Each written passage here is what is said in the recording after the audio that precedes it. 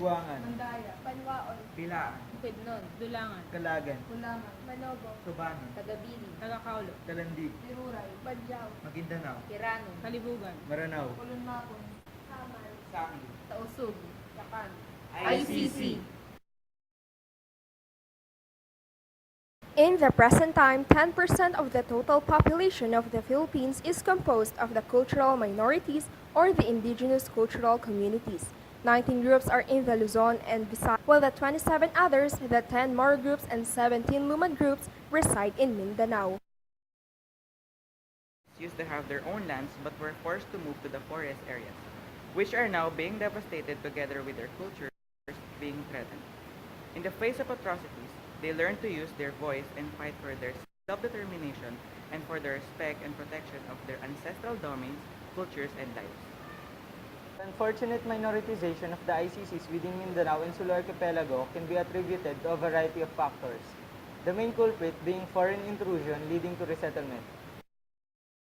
However, when Corazon Aquino had the seat of the president, the 1987 Constitution included vital provisions addressed to the Bangsamoro and tribal communities in the country.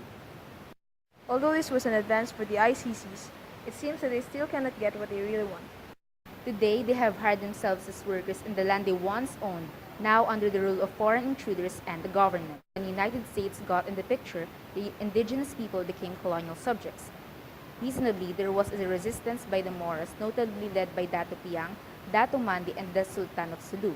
In the fight, Americans estimated that there were 15,000 to 20,000 Moro lives that perished. With the Republic Act 1888 in 1957, they were not able to exercise their right to self-determination.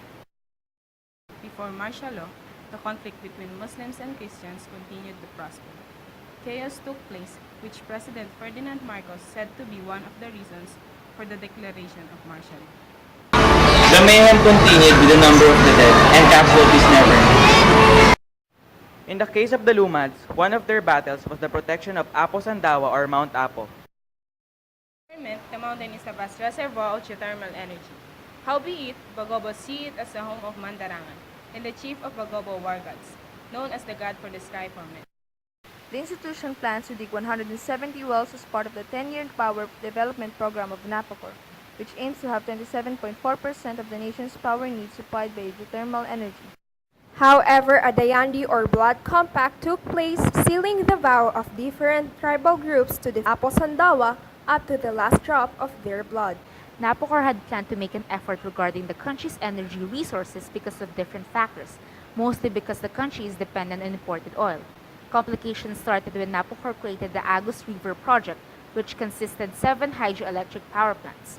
Maranao people were against this. Because of the Agus II project, they had been relocated to Lanao del Sur.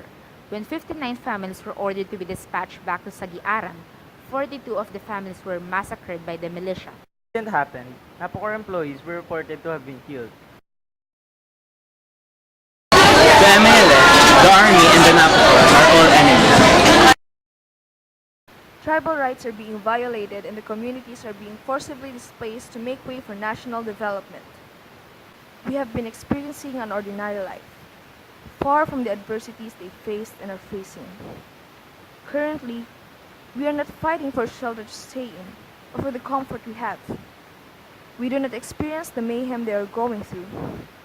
But this doesn't hide the fact that we should be united with them. Progress should also be for the Moros. Progress should also be for the Lumads.